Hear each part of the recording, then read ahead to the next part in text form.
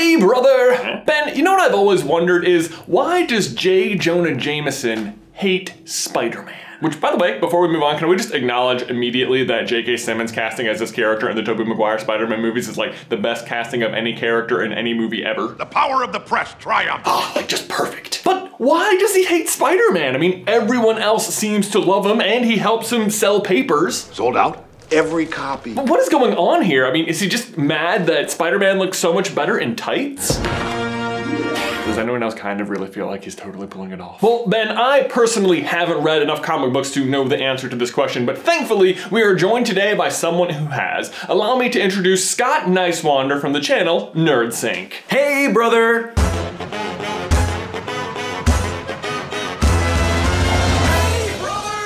Now, to his credit, it is Jameson's job as a journalist to ask questions. He shouldn't just immediately trust some Spider-Man, even if he does seem to be helping out. Because after all, he is wearing a mask. Why does he wear a mask? What's he got to hide? I mean, a really freaking awesome mask, but a mask nonetheless. And I do at least personally know enough to know that in the 90s cartoon, Jameson's wife was killed by someone in a mask. So at least on that level, it's really basic, but it would explain maybe why he doesn't like Spider-Man. But really, that's just the classic vigilante problem. That's the problem with having someone run around on the streets unchecked in a mask with power. What if something snaps? Case in point, emo dance. Why Spider-Man 3? Why? On the other hand though, Spider-Man has been around since 1963. I mean, he has defeated who knows how many enemies, saved Jameson and the city countless numbers of times. He's been on the Avengers. I mean, is it time maybe you start trusting him? Maybe stop calling him a menace yet? I mean, Scott, all I can really think here is that, is this just like a money-making scheme? Is Spider hate just the most effective way to sell papers? I mean, come on, it's 2017. Who even reads papers anymore? Yeah, exactly, but you'd be surprised. While it was originally Stan Lee's intention to introduce that dynamic, that's not always the case anymore. Take New Avengers 15, for example. Hold on. Reading. Okay, while you do that, I'll tell everyone. Whoa, you guys, in New Avengers 15, Jonah actually has a deal with the Avengers where he agrees not to smear Spider-Man, and in exchange, they're going to give him exclusive coverage of all New Avengers things. And he's going to do it, but then guess what happens just a few pages later? He smears Spider-Man. I was just gonna say that. You interrupted. Rude.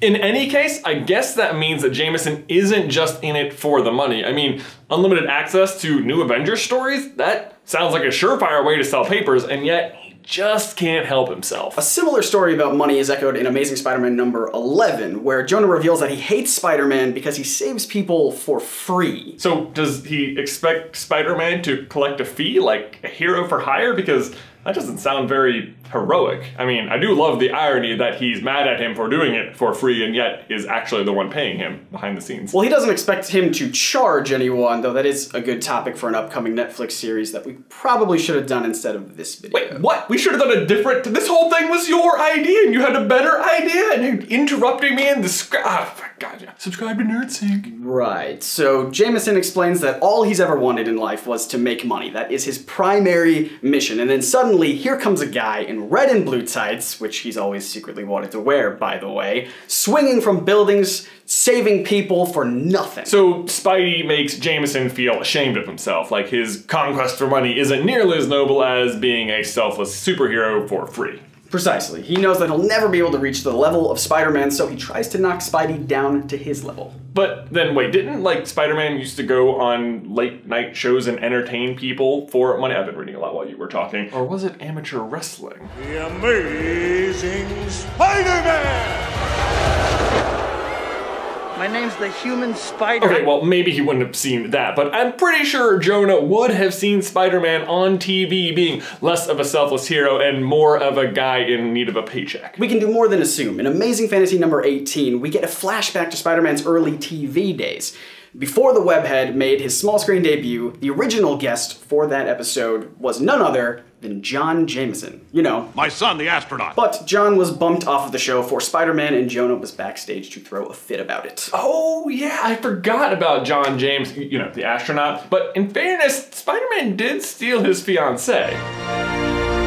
Tell her not to open the caviar. not true, so he has all the reason to hate Peter Parker, but he doesn't know that he's Spider-Man. But he was responsible for Spidey and Jonah's first interaction all the way back in Amazing Spider-Man #1. He was trying to save John, whose rocket was crashing back down to Earth, hoping that it would get Jonah off his back. Wow, and so did that work? Nope. Jonah made it seem like it was all Spidey's fault. He also claimed back then to be worried that kids would mimic the superhero's reckless actions. Oh, I mean, I guess that seems like nice enough. Doesn't want kids like, you know, jumping off and trying to swing from buildings and stuff. Sure, and true, they shouldn't, but Jonah is also worried that Spider-Man will steal the spotlight away from the real heroes he thinks that kids should really be looking up to. Like his son, you know, the astronaut. Does he even know how astronauts work? I mean, can you even look at them without looking up? Because you're in space. Yeah, welcome to the channel. You know, that actually sounds really hypocritical. I mean, I bet if his son was Spider-Man, he'd be all about it. Ooh, that does sort of happen, actually. In Marvel Knights Spider-Man, Peter actually convinces Jonah that his son is the webhead, and miraculously, JJ has a change of heart, printing an issue saying that Spider-Man is New York's greatest hero. Ah, so it's okay to be a hero as long as you're a member of the Jameson family.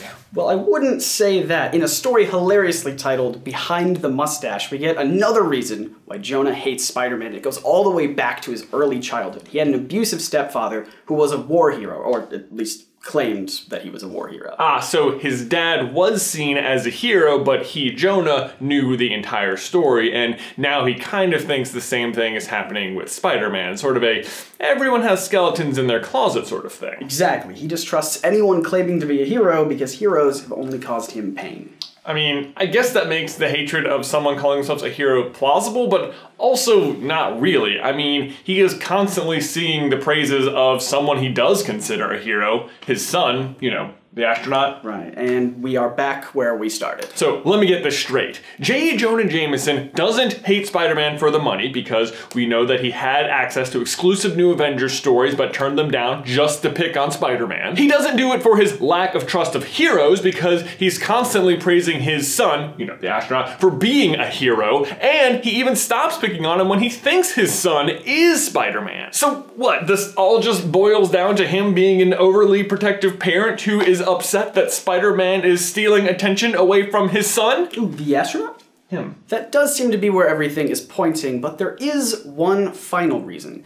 In The Revenge of the Sinister Six, it's proposed that the reason Jonah continues his never-ending crusade against Spider-Man is because deep down, it fuels Spidey to live up to an impossible standard. It inspires Spider-Man to be the best hero he can be. And perhaps Jameson realizes that his continuous bashing of Spider-Man in the Daily Bugle serves as motivation for the hero. Which means if Jonah ever stopped smearing Spider-Man, then Spider-Man might stop saving Jonah and his loved ones. It's a cycle we've seen since Jameson's first appearance. He bashes Spider-Man, and then Spider-Man tries to prove himself worthy by saving his son, you know, the astronaut, and then Jonah realizes that his own hatred fueled Spider-Man to do this, so he continues to do it. Exactly, the explanation was right there in front of us the whole time in Amazing Spider-Man #1, if you read between the panels. These socks are amazing! Ben, my question for you and everybody else is, what do you think? Why does Jameson hate Spider-Man? Let me know your thoughts in the towel section down below. And as always, thank you for watching and liking this video. Please subscribe to the channel if you haven't already so you don't miss any future Spider-Man action from us. If you'd like to see Ben and I's review of the most recent Spider-Man movie, you can click on Scott's chest. Or, thanks for being here, man! Of course, thanks for having me. You guys should definitely go check out Scott's channel, NerdSync. He does educational comic book videos. They are awesome. So you can just click on his face. I think we'll put a logo right there. Yeah, it's very round. Yeah, and you can go check him out and subscribe. But Ben, that's all I've got for you today, man. I will see you in another life, brother.